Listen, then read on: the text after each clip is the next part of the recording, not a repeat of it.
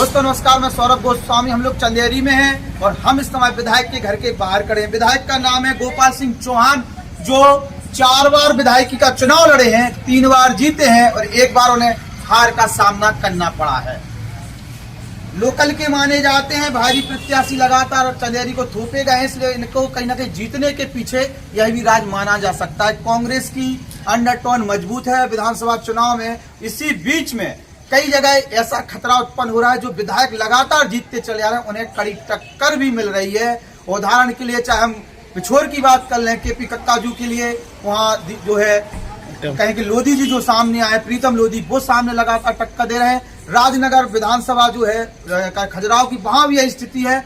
इसके बाद अगर आप पृथ्वीपुर जाते हैं तो जो वहां पर नितिन सिंह राठौर है, उनके लिए भी कड़ी टक्कर मिलनी है। ऐसी और भी कई सीटें हैं, कई बीजेपी वालों को भी नुकसान होता हुआ नजर आया। खैर चंदेरी की बात करते हैं तो चंदेरी के जो विधायक हैं गोपाल सिंह चौहान, इनकी स्थिति में अगर 2018 की हम बात करते हैं, 2018 में यहाँ पर 45,000 वोट इन्हें मिले थे और दूसरे जो प्रत्याशी थे भूपेंद्र द्विवेदी, उन्हें मिले थे 41,000 लगभग वोट। ये 4,000 प्लस वोटों से जीत कर आए थे, कांग्रेस की टिकट पर जीत कर आए थे।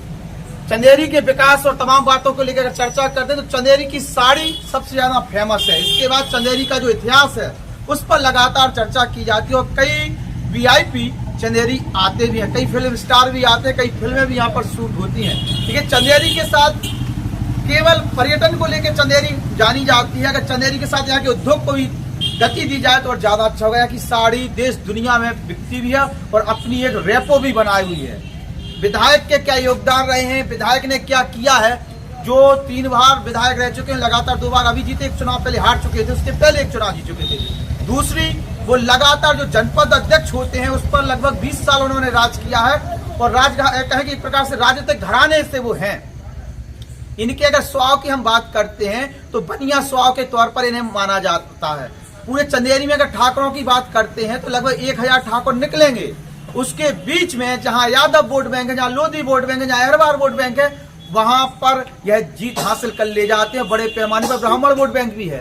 तो इनके जो स्वभाव है, उसी स्वभाव के कारण यह जनता के बीच में लोकप्रिय। सुनने को तो यह आता है, कई लोग यही इनके दरवाजे के बाद उल्टा सीधा बोल जाते हैं कि लड़ते नहीं है। खैर, यहाँ पर पत्थर का बड़ा व्यापार है और इनके करीबी ही लोग पत्थर के व्यापार में लिप्त भी हैं, लीगल और इलीगल दोनों तरीके से।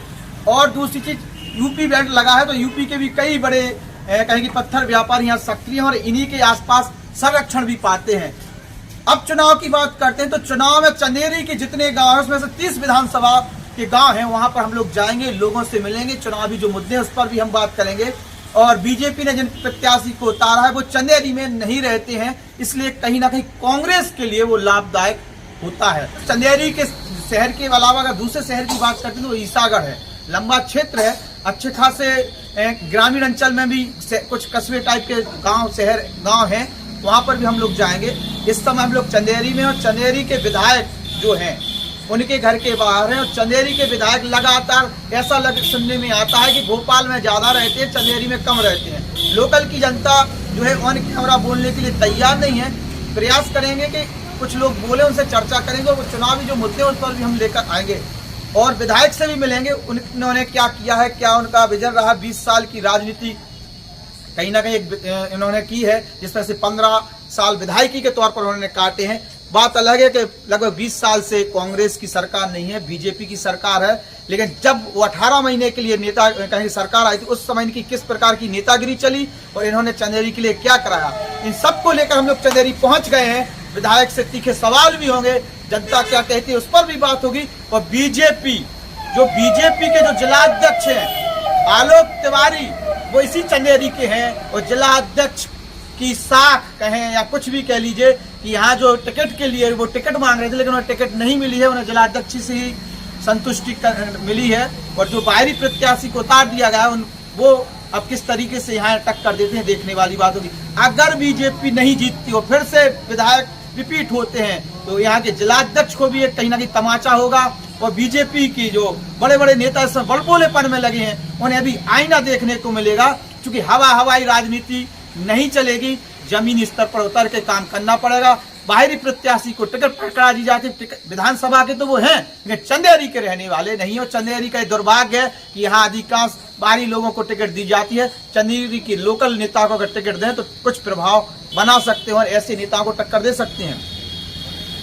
पिछली बार लगभग 4000 प्लस वोटों से जीते थे, तो कहीं ना कहीं लोगों की नाराजगी भी है और बड़े कहीं ना कहीं प्रत्याशी जो थे दुबे जी, उन्होंने टक्कर भी दी थी और वहाँ जो एक यादव प्रत्याशी सामने आए थे वहाँ पर यादव वोट बैंक विफल गया था, जिसके कारण इन्हें जीत हासिल हुई। तो चंदेरी के तमाम मुद्दे हैं, उस पर चर्चा करेंगे।